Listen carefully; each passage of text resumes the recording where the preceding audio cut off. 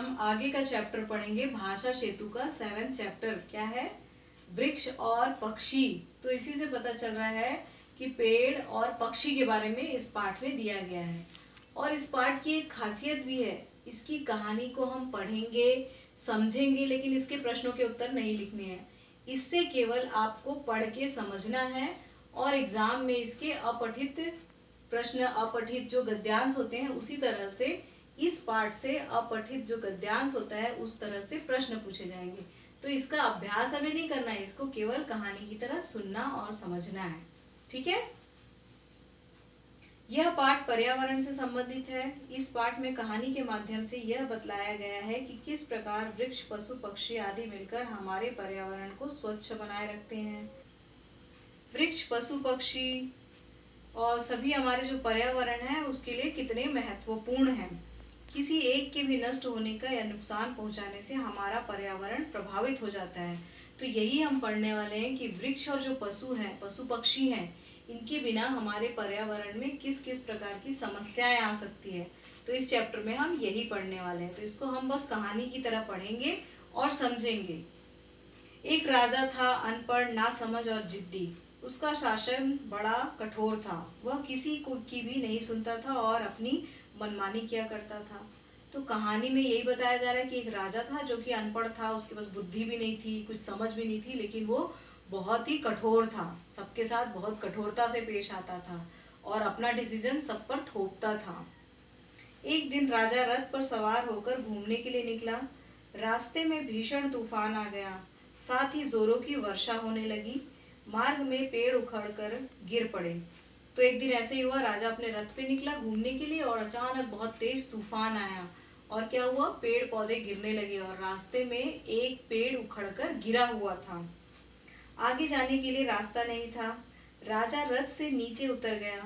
पैदल चलते हुए वह आगे बढ़ा और एक वृक्ष के नीचे खड़ा हो गया।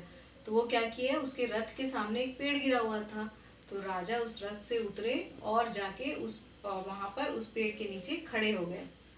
उस पेड़ पर एक चिड़िया बैठी हुई थी। उसने राजा के सिर पर बीट कर दी।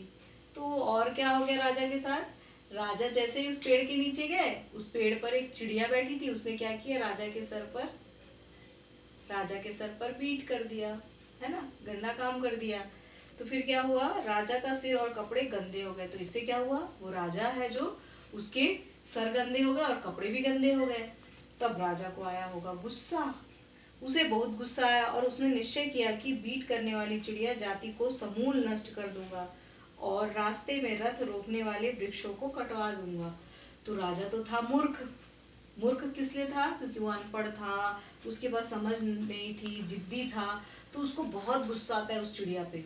तो वो क्या करता है कि इस जाति की, इस प्रजाति की, इस नस्ल की पूरी चिड़िया को खत्म कर दूंगा और जो पेड़ मेरे रथ के सामने आया पूरे पेड़ कटवा दूंगा। ऐसे जिद में आ जाता है राजा। फिर क्या हुआ, दूसरे दिन राजा ने अपने दरबार में मंत्रियों को आदेश दिया कि देश के मार्गों के सभी वृक्षों को काट दिए जाए। और वही किया उसने जो अपनी मूर्खता में कर सकता था, जो अपनी जिद में कर सकता था। उसने कहा कि जितने रास्ते में पेड़ हैं सभी को कटवा दो, काट दो, जंगलों को जला दिया जाए और पक्षियों को मार दिया जाए। तो उसने यही कहा कि पूरे पेड़ काट दो, पूरे पक्षियों को मार दो, जंगल को जला दो, इस टाइप से उसने कहा। तो सोच के देखिए, आप भी कल्पना कीजिए कि बिल्कुल एक भी पेड़ ही ना हो और पक्षी ही ना हो तो क्या होगा। तो राजा ने क्या किया, ऐसा आदेश दिया। फिर क्या हुआ, मंत्रियों ने राजा को ऐसा ना करने की सलाह दी। तो उसके मंत्री लोग थोड़े बहुत समझदार थे, मंत्री उसकी जिद से परिचित थे, लेकिन वो लोग समझदार थे, तो उन्होंने उसको रोकने की बहुत कोशिश की। परंतु राजा ने उनकी एक न सुनी।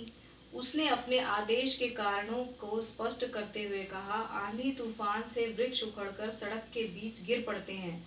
वृक्षों के सड़क पर गिरने से अनेक दुर्घटना होती है।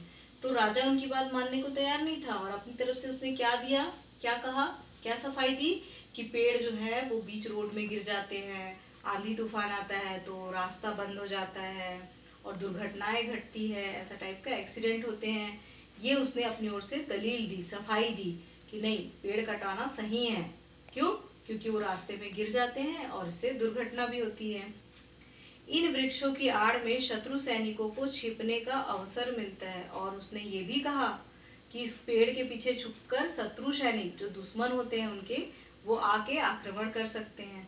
तो उसने अपनी ओर से पेड़ काटने की हर वो दलील दी जिससे कि लोग सहमत हो जाए कि हाँ हाँ, राजा बिल्कुल सही कह रहे हैं। वृक्षों की डालियों पर पक्षी अपने घोंसले बनाते हैं और वृक्ष के नीचे खड़े हुए यात्रियों पर बीट कर देते हैं। और लास्ट में उनने पक्षी के विषय में भी कहा कि पक्षी किस प्रकार से नुकसान पहुंचा रहे हैं।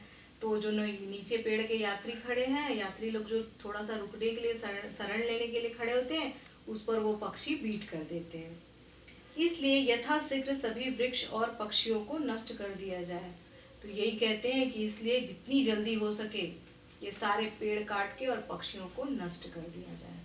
तो क्या पढ़ा हमने, राजा इतना जिद्दी था कि वो जब उसके साथ बस एक चिड़िया ने उसके सर पर बीट कर दिया तो वो चाहता था कि पूरे पेड़, पूरे जंगल कटा दिए जाए और पक्षियों को भी मार दिया जाए।